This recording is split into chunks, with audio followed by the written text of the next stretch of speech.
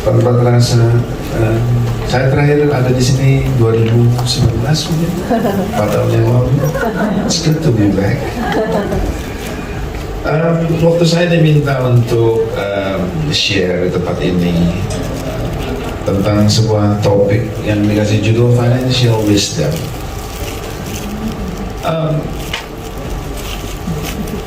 Terus pemikiran ini lewat di kepala saya bahwa wisdom, hikmat, is not a matters of teaching.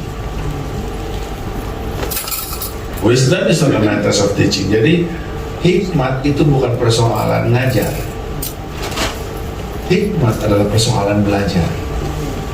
Jadi wisdom is not a matters of teaching, but wisdom is a matters of learning. Nah, saya mau guide ibu-ibu sekalian, ada bapak satu saya lihat di sana, untuk saya senang challenge orang berpikir, karena gini, kalau kita mulai mikir, karena firman Tuhan bilang gini kan, hendaklah engkau selalu di dalam pembaharuan pikiranmu. Bagaimana mau diperbaharui kalau dipakai aja enggak, betul nggak? Jadi saya senang mengajak orang berpikir supaya di-challenge pikirannya diperbaharui.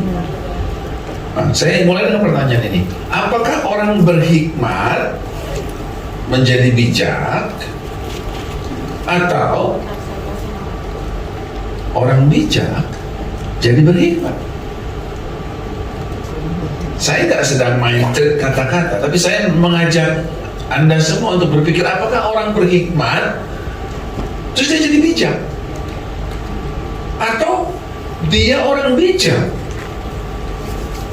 dia menjadi orang berhikmat? Telur sama ayam, mana dulu? Ayam dulu, karena Tuhan tidak ciptain telur, Tuhan ciptakan ayam. Jadi kita kembali ke biblical principle of this. Jadi ada yang bilang kan adanya telur ayam, bukan ayam telur. Ya telur dulu. Tapi ya, firman Tuhan mengatakan Tuhan menciptakan ayam, Tuhan menciptakan telur. Jadi sama orang berhikmat jadi bijak, atau orang bijak jadi berhikmat. Nah, saya mau ajak saudara untuk melihat dari kacamata firman Tuhan. Sebelum kita ngomong tentang financial wisdom, jadi kita mau cari tahu dulu tentang hal ini. Nah, hikmat dimulai dari hidup yang takut akan Tuhan. Setuju? Karena Amsal 9 ayat 10 menuliskan permulaan hikmat adalah takut akan Tuhan, dan mengenal yang Maha Kudus adalah pengertian. Jadi di dalam hidup ini, kalau kita mau berhikmat, mula-mulanya adalah takut akan Tuhan. Kalau kita mau mengerti tentang hidup ini, mengenal yang Maha Kudus, itulah pengertian. Nah, jadi hikmat dimulai dari hidup yang takut akan Tuhan. Pegang dulu itu satu. Sedangkan menjadi bijak dimulai dari saat kita mengambil keputusan untuk membuang kebodohan. Jadi kebodohan itu bukan untuk diajar, karena kebodohan tidak bisa diajar. Kebodohan harus dibuang. Makanya Amsal menuliskan bahwa buanglah kebodohan, maka kamu akan hidup, dan ikutilah jalan pengertian. Jadi kebodohan itu dibuang, buanglah kebodohan, maka kamu akan hidup, dan ikutilah jalan pengertian, mengenal yang Maha Kudus. Itulah pengertian. Jadi buanglah kebodohan dan kenallah yang Maha Kudus. Nah, sekarang kita ambil kesimpulan. Jadi orang berhikmat jadi bijak, atau orang bijak jadi berhikmat?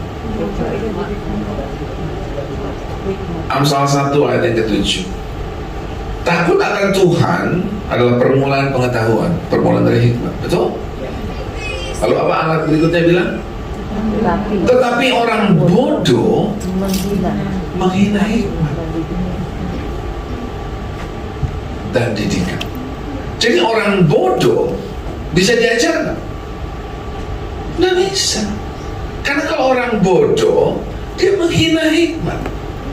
Jadi orang, karena gini, saya ini kerja, saya ketua dari Yayasan JBCC. Saya sering ke daerah, saya sering dengar statement ini, Pak, di timur ya, Pak, orang katong bodoh, soalnya gak ada yang ngajar. Betulkah orang bodoh karena gak ada yang ngajar? Orang bodoh karena dia gak buang kebodohan. Saya dulu sering sekali ngomong ini, orang mabuk, ya, orang mabuk sadar sendiri pagi, betul? Ya. Malam minum ya, saya nggak bilang minum itu boleh, tapi kalau orang minum sampai mabuk malam hari, pagi sadar. Orang kerja sampai lelah sore tidur, pagi segar. Tapi orang bodoh, stupidity last forever, dibawa mati, saudara. Sampai kita mengambil keputusan untuk membuang kebodohan. Nah, jadi untuk mengenal dan mendapatkan wisdom, kita harus mulai dengan membuang kebodohan, bukan dengan diajar. Nah, sekarang saudara mulai punya gambaran. Nah, jadi orang berhikmat jadi bijak, atau orang bijak maka dia bisa mengenal hikmat. Orang bijak, jadi dimulai dari jadi bijak dulu hidupnya, baru dia bisa mengenal hikmat. Amsal 9 ayat ke-7 sampai ke-9, saya ambil dari terjemahan bahasa Indonesia sehari-hari. Kalau orang yang tidak mau diajar, kau tunjukkan kesalahannya, ia akan mentertawakan kau. Buat anda yang punya anak, sounds familiar? Mami kuno, Mami tahu apa sih? Papa kuno. Apaan sih Pak? Papa tahu apa sih? Jikalau orang tidak mau diajar, kau tunjukkan kesalahannya. Ini bukan teorinya saya, ini Salomo yang tulis. Ia akan mentertawakan kau. Kalau orang jahat, ya orang bebal, orang jahat, orang fasik, satu keluarga tuh. Kalau orang jahat kau marahi, ia akan mencaci makimu. Jangan mencela. Mencela itu menunjukkan kesalahan. Jangan mencela orang yang tak mau diajar. Ia akan membencimu. Jadi kalau orang bodoh, bodohnya tidak dibuang, diajar, diketawain kita. Kita tegur, dia mencaci maki kita. Kita cela, kita kasih tahu kesalahannya, ia akan membenci kita. Jadi orang bodoh bisa nggak diajar? Nggak bisa, saudara. Sampai dia mengambil keputusan untuk membuang kebodohannya. Nah, ini berlaku untuk membesarkan anak, untuk diri kita sendiri, untuk ngurus pegawai di kantor. Selama dia pegang kebodohannya, mau ditegur kayak apa juga, paling kita diketawain. So tahu dia, tahu apa dia? Ini kan beda Pak urusannya. Iya di gereja bisa begitu. Ini kan di luar, di dunia bisnis. Sebentar. Kalau dikasih tahu dan dasarnya firman Tuhan nggak bisa ditunjukkan kesalahannya, ia akan mentertawakan kau. Itu ciri-ciri orang bodoh. Tetapi lihat berikutnya. Tetapi kalau orang bijak, tapi kalau orang bijak kau tunjukkan kesalahannya, apa yang terjadi? Dia akan menghargai kamu. Kalau orang bijak kau nasihati, dia jadi lebih bijak. Dan kalau orang yang taat kepada Allah, orang-orang bijak ini kau ajar, pengetahuannya baru nambah. Jadi kita kejar hikmat dulu untuk jadi bijak, atau kita buang kebodohan dulu. Kita memastikan diri kita orang bijak, baru kita bisa mengenal hikmat. Karena kalau kita mengambil keputusan untuk buang kebodohan, namanya kita adalah orang bijak yang belum berhikmat. Tetapi kalau kita udah jadi orang bijak, kita bisa ditegur, bisa dikasih tahu, bisa dikasih diajar, ditegur, dikasih tahu, dan kita akan menjadi lebih bijak. Kita akan hidup dikenal sebagai orang yang berhikmat. Saudara mengerti apa yang saya maksudkan? Nah, jadi saya mau taruh dasar itu supaya kalau saudara mencari financial wisdom, wisdom is not a subject of teaching, it's a subject of learning. Di mana kita belajar wisdom ini? Di mana-mana, saudara. Sebab hikmat berseru di tempat-tempat nyaring. Masalahnya kenapa kita nggak kedengeran? Karena kita bodoh, nggak mau diajar. Nanti kita akan glide through tentang hal ini berikutnya. Apa ini sampai di sini oke, saudara, ibu-ibu? Oke? Oke. Nah, jadi itu yang pertama. Kedua, sekarang saya masuk tentang financial wisdom. Nah, persoalan keuangan. Coba perhatikan baik-baik. Lihat, refleksikan dalam diri kita sendiri. Saya sudah melakukan hal ini. Persoalan keuangan seringkali bukanlah masalah keuangan itu sendiri, tetapi bermula dari persoalan tata kelola kehidupan yang bermuara di area keuangan. Jadi persoalan keuangan itu bukan persoalan keuangan itu sendiri, tapi persoalan tata kelola kehidupan kita yang meletusnya di area keuangan. Jadi area keuangan yang terus jadi persoalan itu kayak mata bisul. Persoalannya bukan di mata bisulnya, tapi bermuaranya ke sana. Jadi bermuaranya di area keuangan, tetapi merupakan persoalan tata kelola kehidupan kita. Nah, contohnya kita ngalamin COVID. COVID ini problem atau pressure? Persoalan atau tekanan? Persoalan atau tekanan tidak mengubah seseorang. Kalau seseorang begitu sebelum COVID, dengan adanya COVID dia tetap begitu. Tetapi persoalan atau tekanan akan menunjukkan siapa orang itu sesungguhnya. COVID nggak merubah orang, tapi COVID menunjukkan, oh si ini tuh gini, oh si itu tuh gini, oh organisasi ini tuh begini, oh negara ini tuh begini. Jadi persoalan tidak merubah seseorang, tetapi dia menunjukkan siapa orang itu yang sesungguhnya.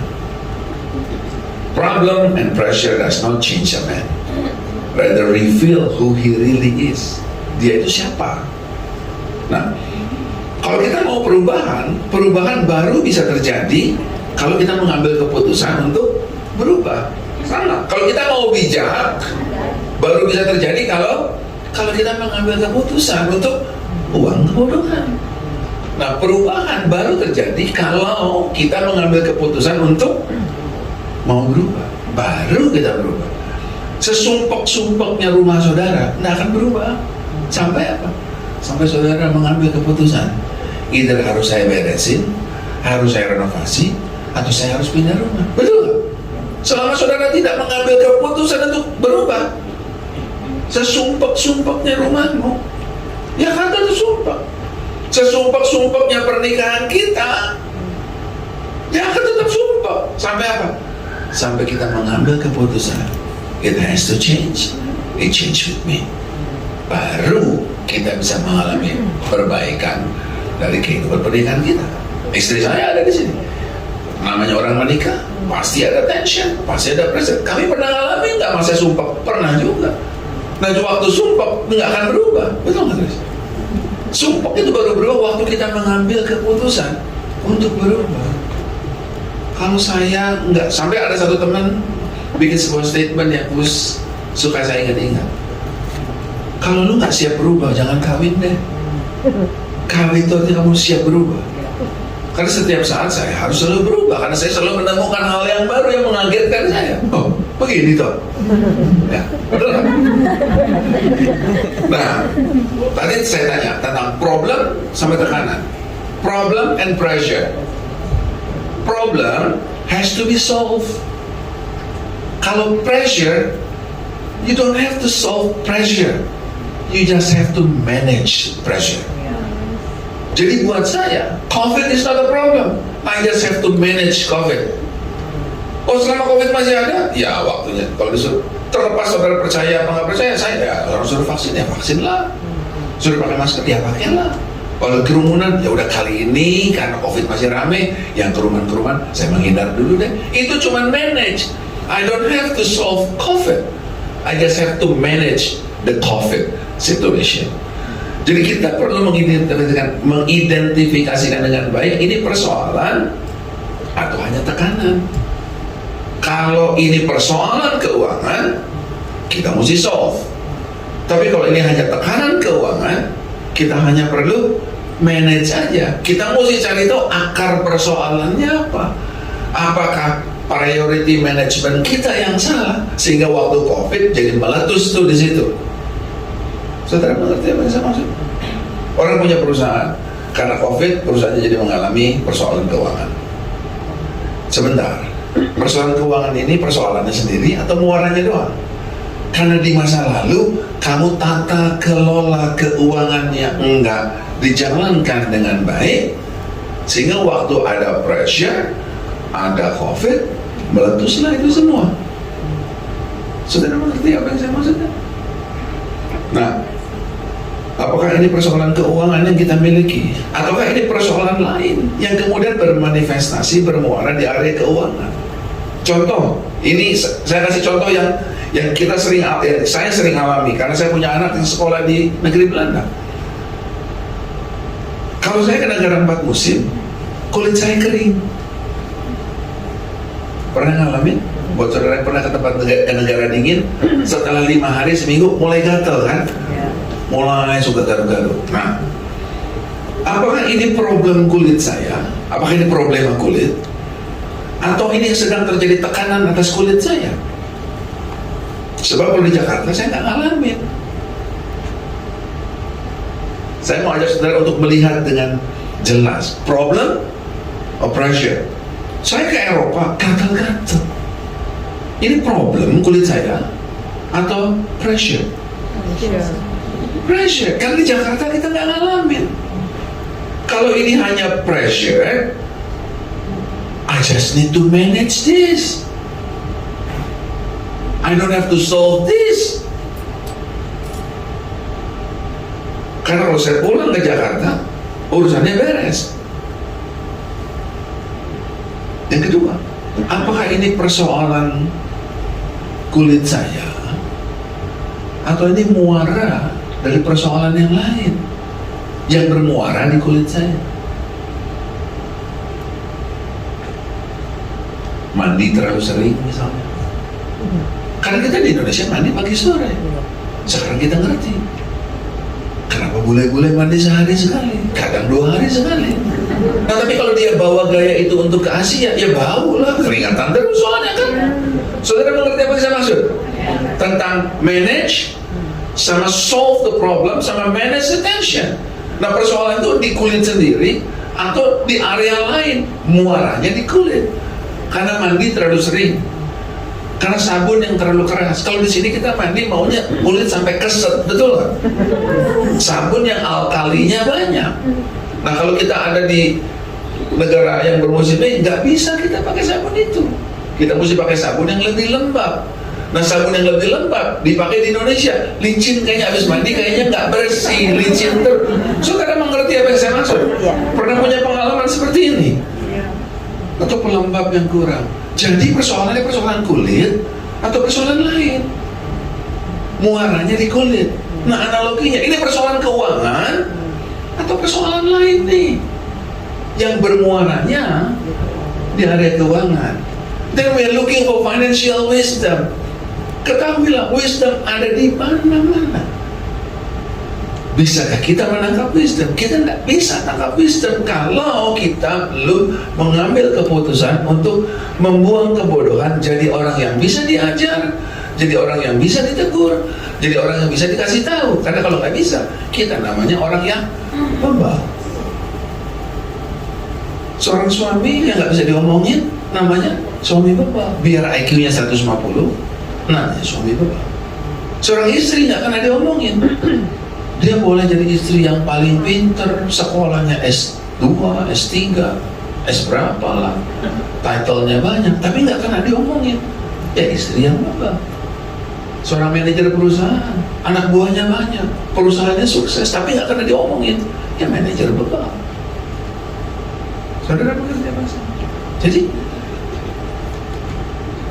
saya cuma taruh, sebetulnya financial wisdom itu it's everywhere. Cuman bisakah kita menangkapnya? Kok kita, nanti saudara akan bertanya, semua yang saya omongin, saudara sudah tahu. Cuman, iya, karena sekarang kita jadi lihat. Nah kalau kita membuka diri, tapi kalau saudara ambil punya sikap ini, ya nggak bisa grab dan wisdom, karena kita nggak bisa dikasih tahu. Saudara mengerti? Nah, untuk segala sesuatu ada principles and patterns. Things happen based on principles and oftentimes follow a certain pattern. Prinsip ini kita kenal sebagai ketetapan, hukum, rules, peraturan, law, ya. Nah, ini prinsip. Benih ditanam, dia akan bertunas, berakar, bertumbuh, lalu berbuah. Itu prinsip. Telur ketemu sperma, jadi janin. Itu prinsip. Ada patternnya. Tanam biji timun 3 bulan panen. Tanam jagung 4 bulan panen. Tanam padi 4 bulan panen. Tanam mangga 5-6 tahun baru panen. Tanam durian 8 tahun baru panen. Telur ketemu ayam 21 hari panen. Lahir maksudnya. Anjing 7 minggu. Manusia 9 bulan 2 minggu. Kuda 11 bulan. Hanya karena anak yang dikandung itu kudus, berasal dari Roh Kudus. Berapa lama Maria hamil? 9 bulan 2 minggu. Kenapa? Manusia kan disebut sebagai anak manusia, dong. Ada patternnya. 9 bulan 2 minggu. Kita jangan mengharapkan patternnya anjing terjadi di kucing. Jadi ada principles, ada patterns. Jadi saya taruh bits and pieces supaya kita bisa melihat sampai goalnya saya gitu. Tiba-tiba saya nyadari gini, sebetulnya ini ada di mana-mana. Gua lihat, cuman kita salah ambil prinsipnya, kita salah ambil patternnya. Jadi saya tidak ada di sini untuk mengajarkan saudara bagaimana caranya mendapatkan financial wisdom. Bukan. Saya tidak mengajarkan saudara financial wisdom itself, tapi bagaimana kita grab the wisdom yang ada di sekeliling kita semua ini. Efesus 5 ayat 15 sampai 17. Sebab itu perhatikanlah baik-baik cara hidup. Jangan hidup seperti orang bodoh. Hiduplah seperti orang bijak. Nah, orang bijak tuh orang yang gimana sih? Orang yang bisa diomongin, orang yang bisa ditegur, orang yang mengamati segala sesuatu. Karena menegur itu nggak harus orang. Alam bisa menegur kita. Roh Kudus bisa menegur kita. Tuhan bisa menegur kita dengan segala macam cara. Bisa lewat sesuatu yang audible. Dia bisa pakai orang tua saudara, bisa pakai anak saudara. Mama kok gak pernah di rumah sih? Sebentar. Is this teguran? Kalau iya, I need to listen to this. Jadi perhatikan cara kamu hidup. Jangan seperti orang bodoh, hiduplah seperti orang bijak. Dan gunakan sebaik-baiknya setiap kesempatan yang ada. Gunakan waktu dengan baik, karena waktu-waktu ini adalah jahat. Jangan bodoh, tetapi selidikilah apa yang dikehendaki Tuhan. Dari ayat ini aja ada banyak hal yang kita bisa belajar. Perhatikan baik-baik cara hidup kita. Pay attention dengan cara hidup kita. Hidup jangan seperti orang bodoh, tapi kayak orang bijak yang bisa ditegur. Gunakan sebaik-baiknya setiap waktu. Manage our time well. Sebab waktu-waktu ini adalah jahat. Jangan bodoh. Selidiki apa yang dikehendaki Tuhan. Beberapa poin saya kasih sama Anda semua. Jika kita nggak mengelola waktu dengan baik, maka waktu yang akan mengelola hidup kita. Setuju nggak? Kalau kita nggak kelola waktu dengan baik, maka waktu yang akan mengelola kita. Kalau kita nggak atur schedule, maka schedule yang atur kita.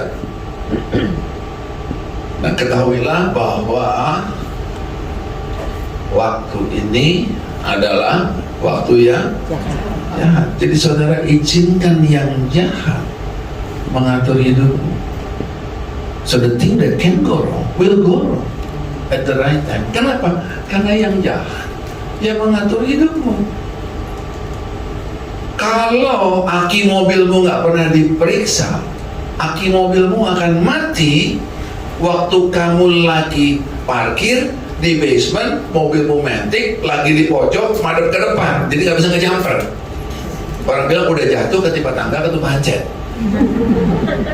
Kalau kita nggak ngisi bensin dengan teratur, bensin kita akan habis di jalan macet, pas lagi hujan besar, dan lagi ada janji penting sama orang.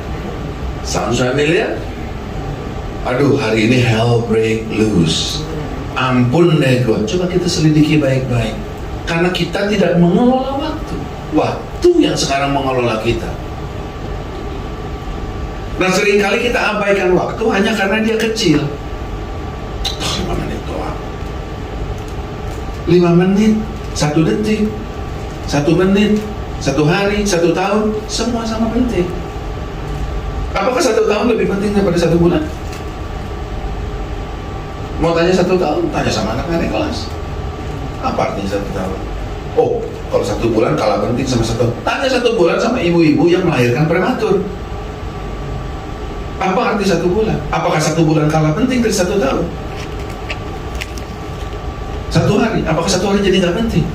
Tanya sama seorang istri yang dikasih selamat ulang tahun sama suaminya sehari terlambat. Suami itu akan ingat seumur hidupnya. Saudara mengerti apa yang saya maksud? Apakah 1 hari jadi nggak penting? Kalah penting daripada 1 tahun? Apakah 1 detik nggak penting? Tanya sama orang yang baru luput dari kecelakaan. 1/100 detik. Tanya sama juara 2 lomba sprint internasional. Apa arti 1/100 detik? Jadi besar kecil semua sama penting. Perhatikan waktu yang ada, karena waktu-waktu ini adalah jahat. Kalau kita nggak kelola waktu, waktu yang kelola kita. Jangan izinkan waktu mengelola kita. Dan Tuhan yang menciptakan waktu. Tuhan menciptakan waktu karena Tuhan tahu kita nggak bisa menguasai, kita nggak bisa manage kalau kita nggak punya tata kelola tentang waktu. Ya, saya mau beresin ruangan ini nih. Pertanyaan pertamanya, kapan? Ya, saya mau beresin aja. Ya, kapan? Kalau nggak ada kata kapan, ini nggak usah diomongin deh. Saya mau makan, kapan? Waktunya mesti kita kelola. Nah, kalau kita tidak memaksakan waktu untuk melakukan apa yang harus kita lakukan, kita akan dipaksa oleh waktu untuk melakukan apa yang tidak ingin kita lakukan. Kalau kita nggak paksa waktu untuk melakukan apa yang kita harus lakukan, maka kita akan dipaksa sama waktu untuk melakukan apa yang kita tidak ingin lakukan. Nah, apa yang kita lakukan dengan apa yang ada, dengan waktu yang kita miliki, kalau diulang-ulang jadi kebiasaan. Semua orang punya ini, betul. Semua orang suka nyetel alarm di pagi hari, betul. Waktu alarm itu bunyi, selalu ada 2 tombol, satu di bawah, satu di atas. Yang bawah namanya stop, yang atas namanya snooze. Kalau snooze bisa di setel, bisa 5 menit, bisa 6 menit, 7 menit, sampai 15 menit, seingat saya, paling-paling. The problem is not the snooze. The problem is the habit that we build. Kita mengambil keputusan untuk membiasakan kita membangun sebuah habit yang namanya menunda pekerjaan. Istri saya tahu betul, saya sama anak saya paling sering negur soal ini. Alarm bunyi jam 6, snooze sekali. 6:05 bunyi lagi kan, snooze lagi. 6:10 bunyi lagi, snooze lagi. 6:15 bunyi, baru dia mandi. Saya bilang mulai besok, setelah alarmmu 06:15 bunyi, mandi. Karena yang kamu bangun adalah habit, kebiasaan untuk menunda pekerjaan tanpa kita sadar. Kalau habit tidak penting, kenapa Paulus tulis pergaulan yang buruk merusak kebiasaan? Kenapa mesti kebiasaan yang dirusak? Kenapa nggak pergaulan yang buruk merusak iman yang teguh? Tapi kebiasaan, karena kebiasaan ini penting. Pergaulan penting, kebiasaan pun penting. Nah, kaitannya kebiasaan dengan vision. Kisah Rasul 2 ayat 17, Allah berkata, pada akhir zaman aku akan mencurahkan rohku ke atas semua orang, termasuk saudara dan saya, anak-anak yang laki-laki dan anakmu yang perempuan akan memberitahukan kepadamu hal-hal yang aku beritahukan kepada mereka. Orang-orang muda akan melihat hal-hal yang aku perlihatkan kepada mereka. Orang-orang tua akan bermimpi tentang mimpi yang aku berikan kepada mereka. So everyone, God is giving dreams and vision. Nah, kita ini seringkali besar-besarkan tentang vision ini. Ada Vision Day, Vision 2025, Vision 2030, betul? Gereja hebat buat lihat ini.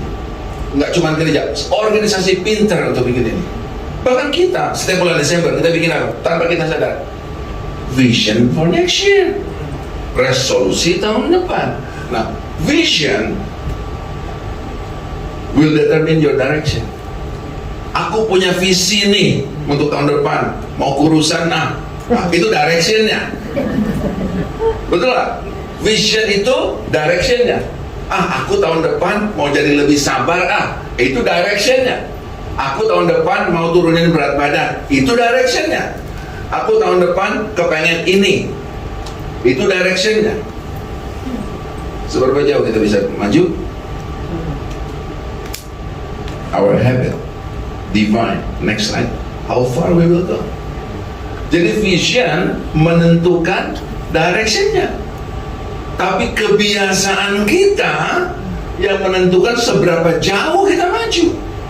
Jadi saudara boleh punya vision soal turun berat badan, but if you do nothing with your habit, ngemil, makanan manis, how far will it go?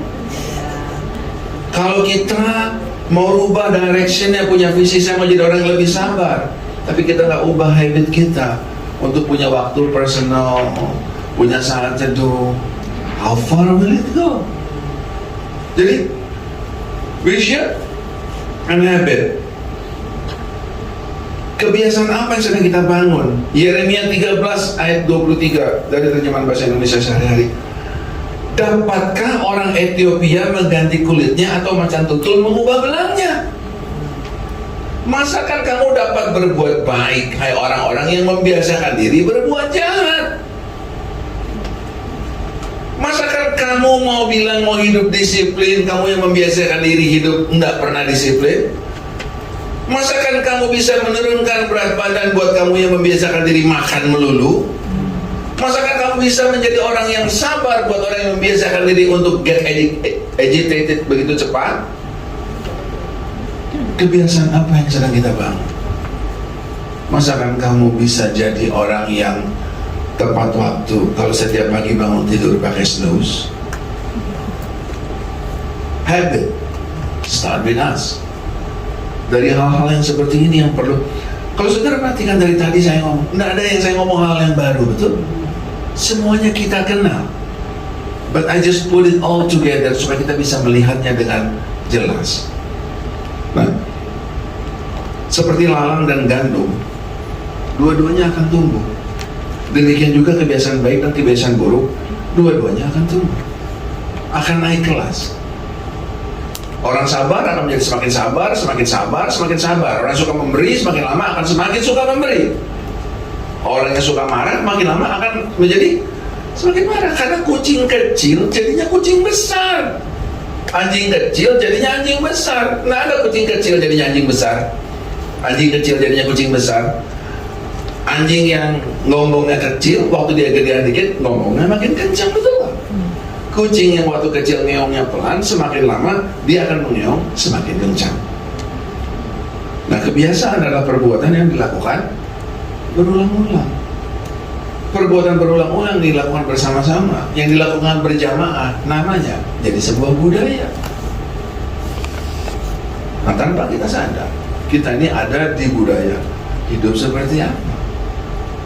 Perhatikan dengan baik cara hidup. Nah, kita mesti mulai belajar memperhatikannya. Ada sebuah ayat yang saya senang, yang saya pakai dalam kehidupan saya sehari-hari, yang mengingatkan saya terus. Amsal 24 ayat 30 sampai 32.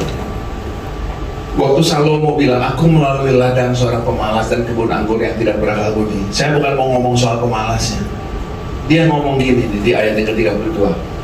Aku memandangnya, aku memperhatikannya, aku melihatnya, dan aku menarik suatu pelajaran.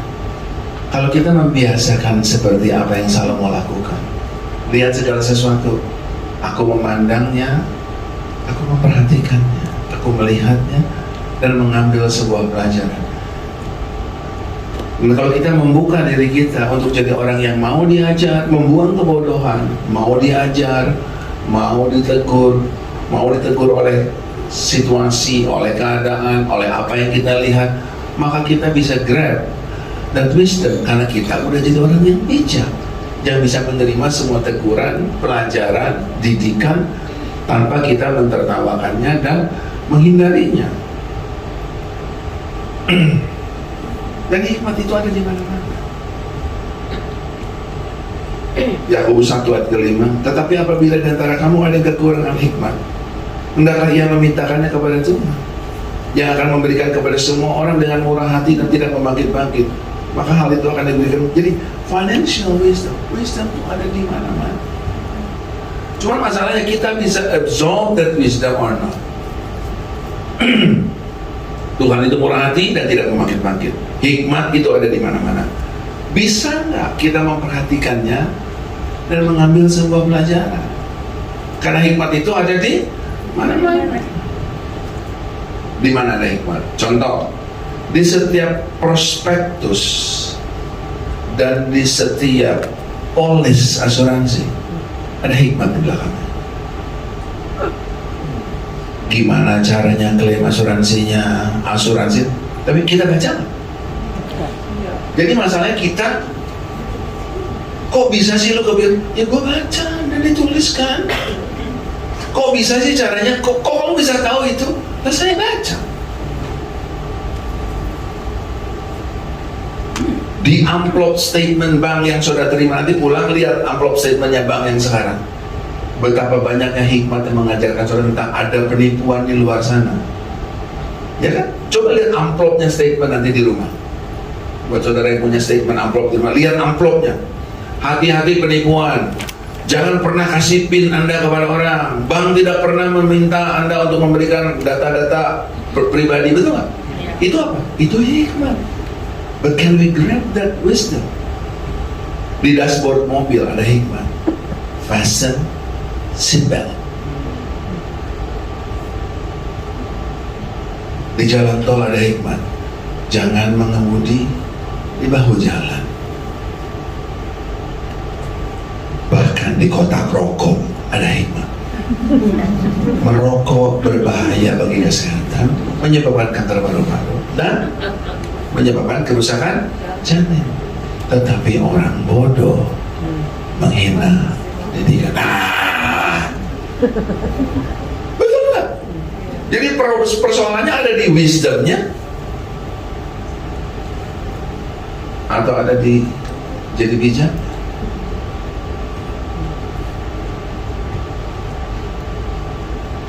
Firman Tuhan katakan tangan yang rajin menjadikan kaya.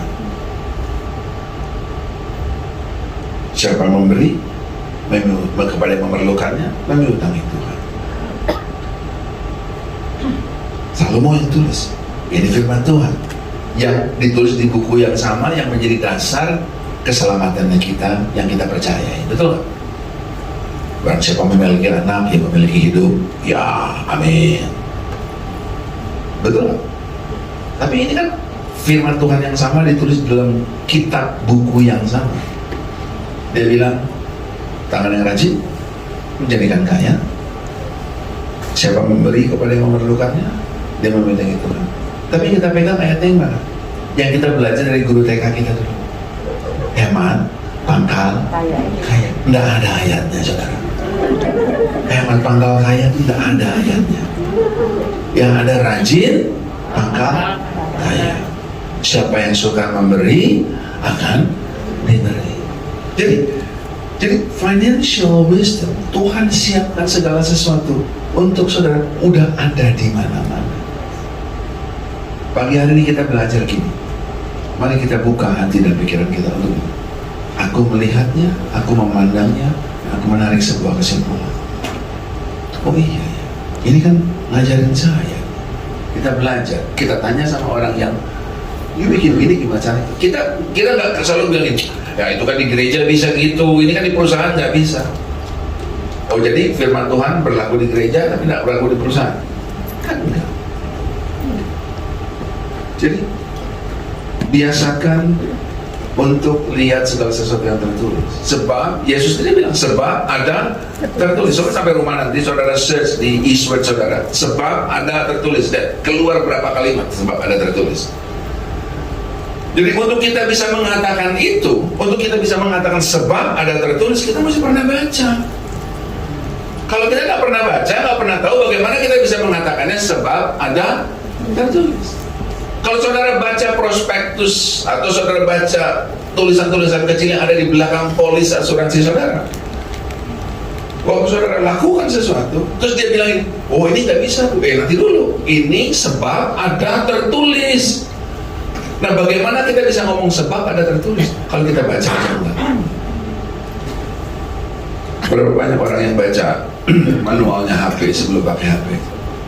Istri saya baca manualnya mobil sebelum saya nyetir mobilnya. Kalau ada mobil, nggak harus mobil baru, beli mobil bekas pun kan ada manualnya. Saya baca manualnya. Oh, kalau ada gini tuh gini betulinnya. Oh, kalau karena itu sebab saya bisa bilang sebab ada tertulis. Sudah kita membacanya, firman Tuhan, pelita bagi kaki, terang bagi jalanku katanya. Peraturan, jadi kita tahu the way our world works. Manual, bagaimana cara menjalankannya, bagaimana mengeluarkan setiap potensi yang ada sesuai dengan yang diciptakan. Pernah nggak saudara sama teman saudara diajarin ini? Lu kalau mau bikin gini, bikinnya gini. Oh iPhone bisa gitu ya?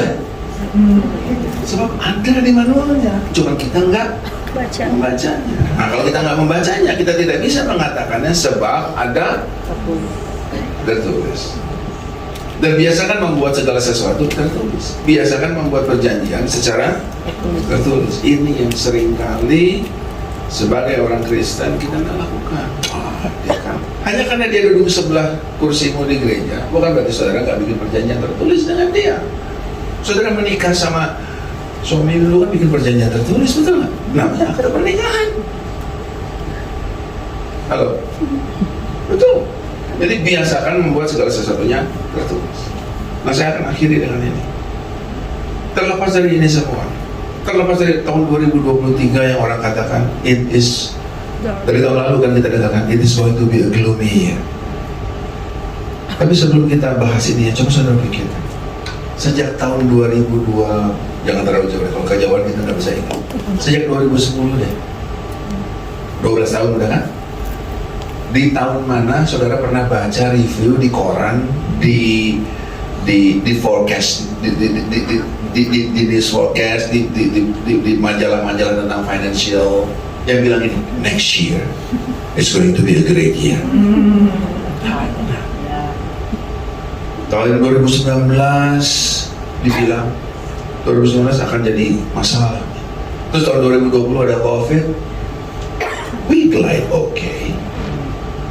Terus di tahun 2020 bilang belum, karena COVID baru mulai, nanti 2021 nih. 2021 we glide okay. 2021 bilang 2021 baru masuk, nanti 2022 puncaknya. Masih ingat tahun 2020 saudara? You glide too kan? Nah terus 22 dibilang lagi 2023 nih. Tidakkah kita melihat ada sesuatu yang berusaha menekan kita? Karena fear attracts, faith juga attracts.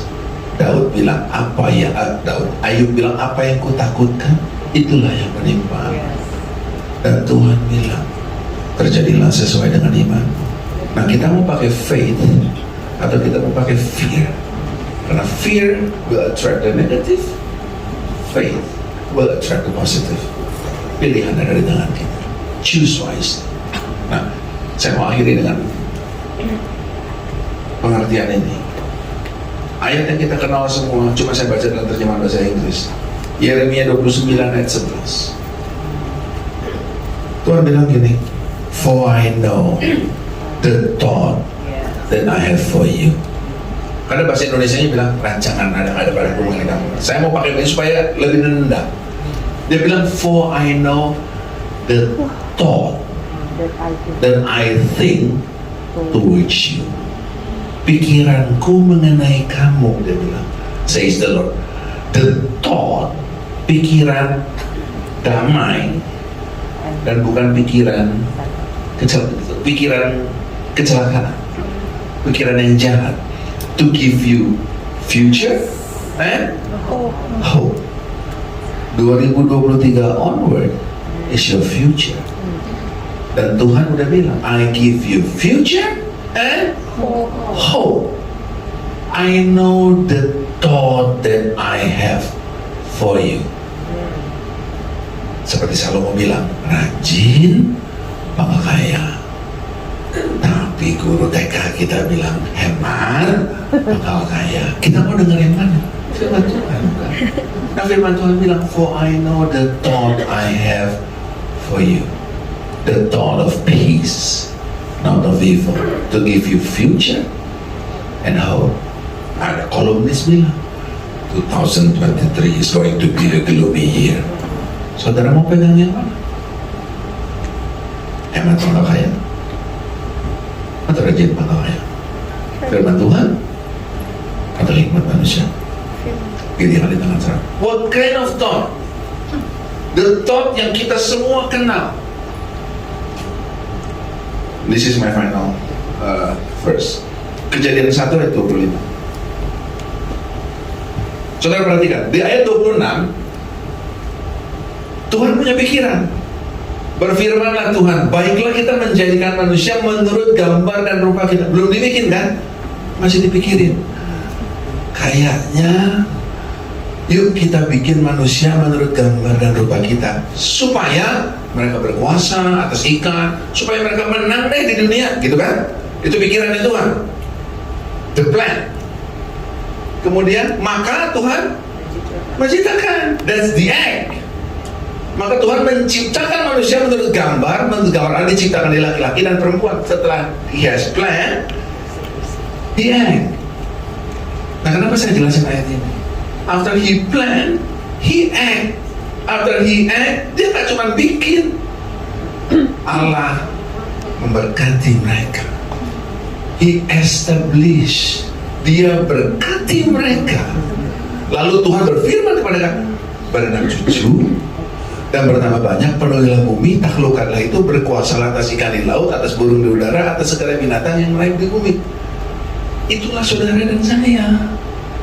Udah dipikirin sama Tuhan, dijadikan, diberkati, dibilang, nanti lu menang ya. Nah, ini yang Tuhan bilang ini. Saudara tangkap ini betul. For I know the thought I have for you. What kind of thought? That thought yang Dia pikir. Yuk bikin manusia supaya mereka berkuasa. Terus kita bikin. Habis kita bikin, kita berkati, kita equip supaya menang, supaya bisa berkuasa, supaya bisa ngontrol, supaya bisa mengelola. Makanya perlu dikasih waktu supaya bisa mengelola waktu dengan baik. Makanya perlu dikasih ini, makanya perlu dikasih itu. Saudara mengerti apa yang saya maksud? Jadi kalau saudara ngerti gambaran ini, memang saudara ciptakan untuk di tengah jalan Tuhan mulai siapin. Nih, gua tebar wisdom yang banyak nih. Grab it. Caranya jadi bijak. Perhatikan, amati, tarik sebuah pelajaran. Kenapa? Because I have the thought for you. Nah, supaya kamu bisa menang, Kita ini dirancang untuk berkuasa dan malam, sehingga kita perlu ketemu sama apa? Ketemu perlawanan, ketemu tantangan, dan persoalan. Kenapa kita ketemu persoalan, tantangan, dan problem? Supaya kamu bisa menang. Bagaimana mau menang kalau bertanding enggak? Halo? Is it make sense for you? Yes. Kita pulang dari tempat ini, pulang jadi wanita ciptaan Tuhan yang tahu ini. For I know His thought for me, future and hope, rancangan damai sejahtera, bukan kecelakaan. Katanya rancangan damai sejahtera. Kok ada persoalan? Supaya kita bisa menang. Kalau nggak tanding catur, gimana jadi juara catur?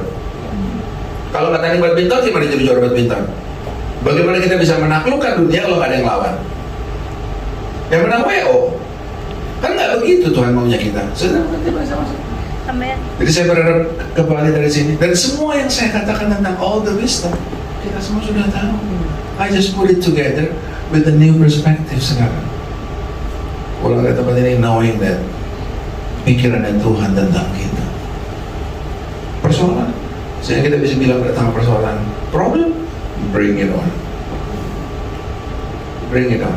Karena saya datang sama Tuhan. Ya, tapi kan ini, nah kalau kita mulai dengan tapi kan ini, tapi kan itu, tapi kan ini di gereja, kalau di dunia, nah kenapa saudara nggak pikir gini? Kalau saudara orang berdosa, tapi kita orang berdosa, harusnya dihukum dong. Tapi firman Tuhan bilang apa? Enggak. Kenapa kita percaya? Tuhan bilang enggak dihukum. Padahal dunia bilang kita harus dihukum. Tapi di sisi lain waktu Tuhan bilang I will bless you, kita bilang tapi di dunia kan nggak begitu. Nah giliran urusan ini kamu pakai aturan dunia, giliran urusan keselamatan kamu pegang sepenuhnya urusannya Tuhan. Dan saya berharap ini memberkati saudara. Amen. God bless you. Mari kita berdoa. Terima kasih Tuhan, pagi hari ini kami dengar firman Tuhan yang Tuhan ingin sampaikan bagi kami. Buat bukan cuma telinga kami mendengar Tuhan, tapi hati kami menerima sesungguhnya menjadi rema di dalam kehidupan kami. Bahwa kami tahu rancangan dan pikiran yang Tuhan miliki tentang kami. Pikiran tentang damai sejahtera untuk membawa hari depan penuh dengan harapan. Karena itu Tuhan, Hamba-Mu selesai berbicara, biar Roh Kudus Engkau yang terus mengingatkan kami, menolong kami, menghibur kami, memberitahukan kesalahan-kesalahan yang kami lakukan, menegur kami, menuntun kami. Bukan cuma supaya menang Tuhan, tetapi supaya nama Tuhan dipermuliakan melalui kehidupan kami. Terima kasih Tuhan. Di dalam nama Tuhan Yesus saya berdoa dan mengucap syukur.